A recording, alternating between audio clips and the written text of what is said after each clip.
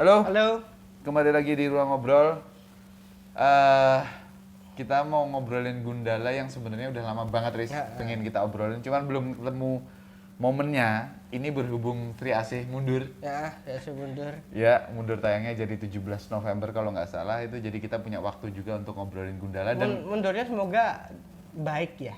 betul. Untuk kebaikan. Untuk kebaikan. Betul, karena kita benar-benar pengen nonton Sri Asih dan beruntung juga karena kalau Sri Asih tayang tanggal 6 meskipun beberapa minggu setelah itu masih cukup jauh, tapi tanggal 19 Oktober itu tayang Black Adam. Tapi nanti musuhnya Wakanda, Mas. Oh iya betul. Sama aja. Tapi sama aja sih, tapi nggak apa-apa. Aku percaya akan survive. Iya sih. Beberapa film Indonesia sudah membuktikan hal seperti itu. Walaupun itu di genre yang lain, di genre yang emang kesukaan masyarakat. Iya. Tapi karena ini ngelihat Gundala itu kemarin responnya bagus. Betul. Hausnya, hype-nya itu masih kejaga terus sampai sekarang, luar biasa loh. Ya. Udah bertahun-tahun hype-nya kena pandemi, hype-nya masih kejaga. Betul. Jadi oke lah, aku merasa tidak akan kalah lah. Kalau bisa menang lah. Semoga bisa jadi kayak KKN yang lawan. Iya, Doctor Strange. Oke. Bukan berarti doain bahkan Black Panther jelek ya, bukan. Kalau bagus ya alhamdulillah. Kalau enggak ya expected gitu. Iya. Oke, lupakan Wakanda.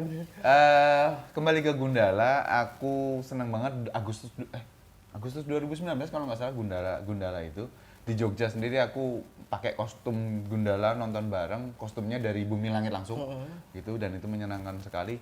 Secara film ini filmnya masih kerasa Joko Anwarnya, tapi elemen ini Joko Anwar ngepop, elemen ngepop, lebih ngepop daripada Pengabdi Setan mungkin. Jelas dong. Iya.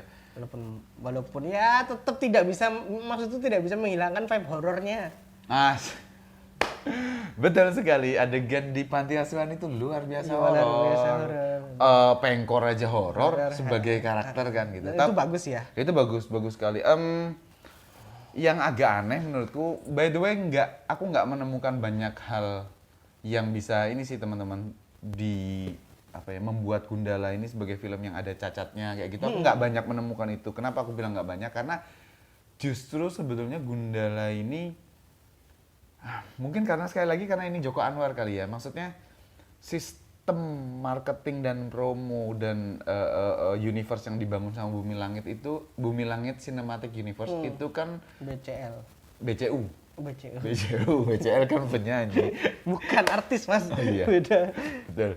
Nah, kan menunggangi arusnya MCU sebenarnya kan. Pengennya tapi rasanya DC. Nah, rasanya tuh DC. Apakah Joko Anwar suka DC atau enggak tahu, tapi yang jelas Joko Anwar tuh rasa filmnya tuh seperti itu. Emang suka DC ya. Gitu. Jadi kerasanya malah dark and gritty. Dan buat kami sih bagus aja gitu. Tapi masalahnya bukan jadi masalah. Buatku adalah seharusnya superhero pertama Indonesia secara pop yang muncul di bioskop yang memang dikonsep dengan baik itu kan menyentuh banyak pihak ya, terutama anak-anak. Tapi Gundala ini adalah tontonan orang dewasa dengan konflik dan intrik yang memang konsumsi orang dewasa. DPR dalam tanda petik, pembunuhan. Ngelihat Sri Asihnya kayaknya tone-nya masih ganjal. Nah, dari trailernya Sri Asih memang masih sama. Kamu sendiri ngelihat Gundala gimana? Kalau aku ngelihatnya apa ya?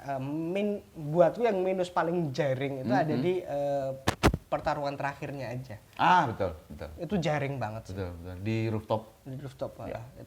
Bukan yang di dalam bawah dulu, Mas, yang yang dikeroyok. Itu kan terlalu cepat. Tapi itu juga apa ya? Itu kan memperkenalkan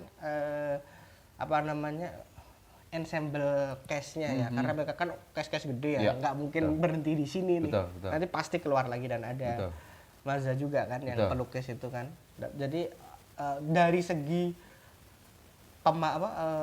kompromi itu aku oke lah. Ya, semuanya masih masuk, masih bisa diterima. Masih bisa diterima, oke lah, karena gini. Nah, masalahku utama sama Gundala itu sebenarnya ya itu dia kurang bisa masuk ke genre mainstream, makanya perjuangan menuju box office 1 juta itu juga cukup terseok-seok ya. Ya meskipun di atas 1 juta tapi nggak banyak kan. Karena ya itu, maksudnya dia nggak, MCU itu sukses for reason. Ya. Karena dia bisa nyentuh anak-anak. Karena family. Karena bapak itu jadi mau ngajak nonton suami sama istri sama anak-anaknya. Karena ini kan kita paling nonton sama teman-teman aja nih. Iya. Karena takut nih bawa anak, karena filmnya gelap, nuansanya gelap.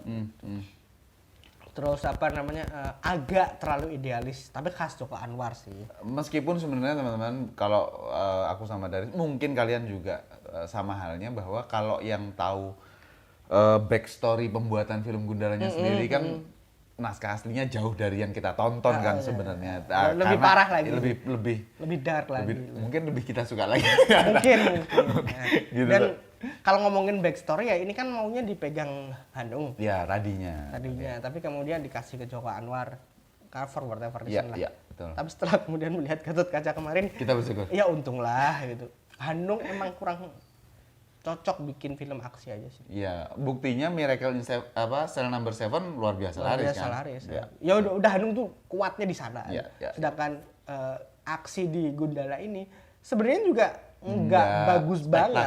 Nggak bagus banget. Karena kan ini street fight ya. Iya, street fight. Jadi pendekatannya itu kan Daredevil ya. Pendekatannya Daredevil. Bagusnya adalah Gundalanya tidak pencak silat. Iya, karena emang si Anu juga nggak jago-jago banget. Nggak jago banget. Siapa namanya? Sancaka nggak jago-jago banget. Jadi memang kelemahan utama film ini itu adalah film ini dibebani sebagai sebuah film pertama, dia dibebani untuk membangun universe. Dalam hal ini Gatot Kaca jauh lebih bagus. Oh iya betul. Membangun universe-nya. Karena dia fokusnya tetap ke Gatot Kacanya. Nah, narasinya menuju ke universe. Nah, kalau ini tokoh-tokohnya dimasukin gitu. Termasuk ada Awang itu nggak penting. Iya, yang nggak ada adegan itu kita oke gitu. Nggak ada bahwa Sancaka kecil itu ya berjuang di kereta api di mana nggak apa-apa, tapi nggak usah ada Awangnya pun nggak apa-apa sebenarnya. Mungkin ada orangnya tuh, tapi kita nggak perlu tahu dia Awang juga betul. Tidak masalah. Betul.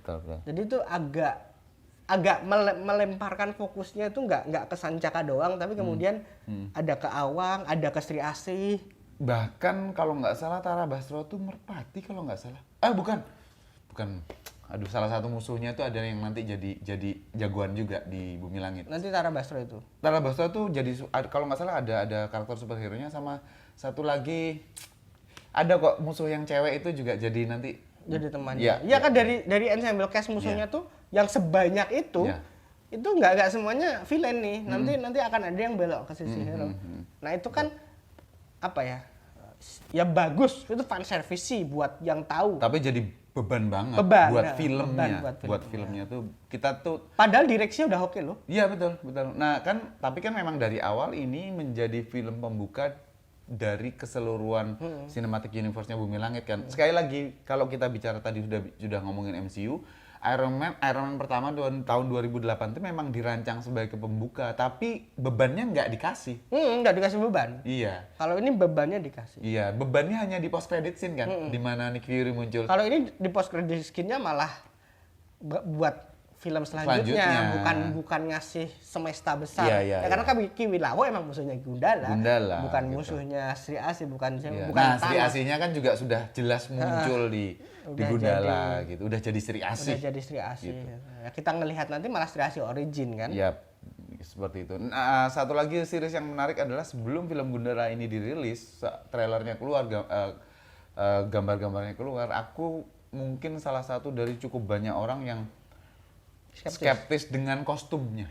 Oke. Jadi kan Gundala yang kebetulan aku tuh di Jogja memang cukup sering ngobrol. Ya adalah waktu-waktu ngobrol intens sama almarhum Om Hasmi ya, kreator Gundala gitu. Memang ngobrol banyak, dan sebetulnya karakter Gundala sendiri kan secara kostum nggak mewah banget ya. Maksudnya ya biasa aja gitu, nggak ada. Tapi kan kita mengenal bahwa kalau nggak warnanya hitam ya ungu gelap misalnya gitu. Tapi ini kita disajikan coklat kan.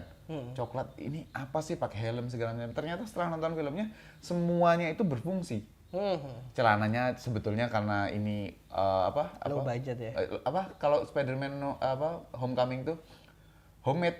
Iya kan? Low budget kan? Iya, low budget homemade gitu. Jadi itu celana security yang dia pakai kerja.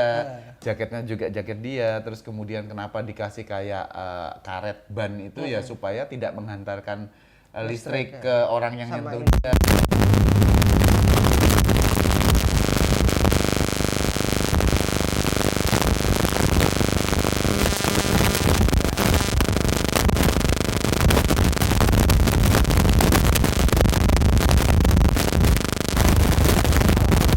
Yang oke langsung sama. Langsung. Karena emang aku tidak punya kedekatan terhadap ya. Gundala Ya. yang dulu ya. Aku nggak, aku baca itu kan medium aku udah dewasa nih. Aku baca komik-komik Gundala itu. Jadi aku nggak punya kenangan masa kecil dengan Gundala. Jadi ya ngelihat kostumnya seperti itu aku oke, ini mau kan ini street hero ya. Iya, betul.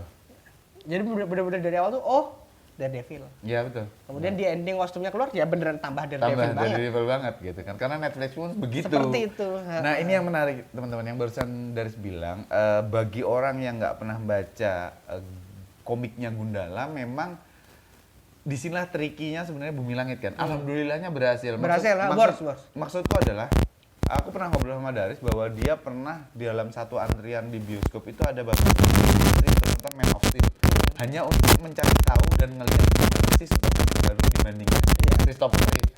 Gundala sendiri di Indonesia tahun 1982 itu kan ada film bioskopnya kan, gitu, yang dengan kualitas yang seperti itu, sekadarnya aja gitu. Nah tapi buat orang-orang yang semasa jayanya Gundala yaitu pertengahan 70-an sampai menjelang akhir 70-an gitu, yang baca dan ngikutin Gundala kan pasti sampai sekarang juga pengen nonton seperti apa sih.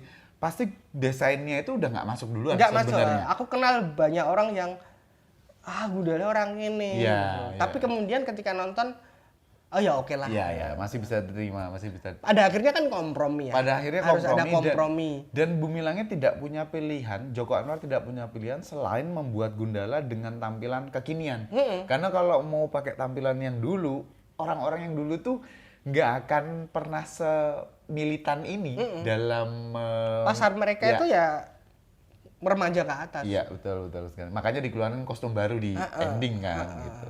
Itu sih. Dan secara franchise bergeraknya bagus banget. Bagus banget. Ada komik, nggak aku bawa komiknya. Apa tuh? Komik Gundala ini, komik Companion. Oh, iya. Komik Companionnya Takdir tuh. Itu kan yang digambar Mas Ardiansah, gila bagus banget. Kalian ngasih harga kemurahan sih, ngaco. Ketika itu harganya 90. Oh iya. 89. 89. Kalau nggak 96, 99 aku lupa. Dan itu dalam beberapa hari itu sold out di seluruh Gramedia. Betul. Itu gila banget. Dan komiknya tuh nyeritain penjahat. Villainnya. Jadi ada beberapa yang merasa tertipu. Loh ini apa? Karena dari awal di promosinya sih udah Companion ya. Companion itu kan covernya Gundala banget. Iya. Tapi kan ada itunya. Iya. Promosinya tuh dari awal Companion. Seperti Sri Asih ini juga ada komiknya. Nah, kemarin tuh bodohnya marketing. Bumi Langit adalah filmnya mau tayang tanggal 6. Komiknya baru rilis tanggal 13. Companionnya kan. Sebenarnya oke aja ya. Sama kan dia dibanderol sama kaos kan. Tapi kan kita jadi nggak. Iya sih, karena filmnya udah tayang. Nah makanya itu kemudian ketika diundur Companionnya, dan Companionnya Sri Asih itu nanti 2 volume. Yang 1 volume udah bisa dibeli by the way di Tokpednya Bumi Langit. Kayaknya nggak akan ada di Gramet sih. Jadi kalau mau beli silahkan ke Tokpednya Bumi Langit. Itu sekilas. Iya sih. Ya apa ya, intinya sih teman-teman, dari Gundala yang menancapkan kakinya tuh udah bagus lah. Udah bagus banget. Ini kena pandemi aja sih. Kena pandemi aja gitu. Dari berbagai teman-teman kami yang memang ada di Bumi Langit juga ada produk-produk Bumi Langit yang sebenarnya udah siap tayang segalanya, tapi ya sekali lagi karena pandemi ini aku sih memang bukan taunya ya, dekatnya dengan Gundala dan Godam ya. Jadi otomatis 2 karakter itu yang kutunggu-tunggu. Kalau Sri Asih aku nggak baca dari Pak Era Kosasih gitu, jadi ya cukup nonton. Aku penikmat Pak Era Kosasih dari kecil. Komik pertama kan beliau ya. Betul. Tapi bukan Sri Asih ya. Wayangnya Putra kan? Rama. Jadi aku punya kedekatan emosi kepada Pak Sri Asih, Pak Kosasinya, Kosasi. tapi sama Sri Asihnya enggak. Jadi aku cukup menanti sih, walaupun aku nggak ngerti Sri Asih itu seperti apa ya. Iya, betul, Aku betul, ngerti betul. Sri Asih itu komik patriot yang Ah, ya begitulah. Ya. civil war. Ya begitulah. Itu aja sih ya kan. Oke, itu aja teman-teman yang dari Gundala, karena kita nggak akan bahas tentang ceritanya karena kalian nonton aja di Netflix juga ada gitu. Kalau pengen bahas Bumi Langit kita udah pernah bahas sama Tamam ya di konten kita sebelumnya. Betul.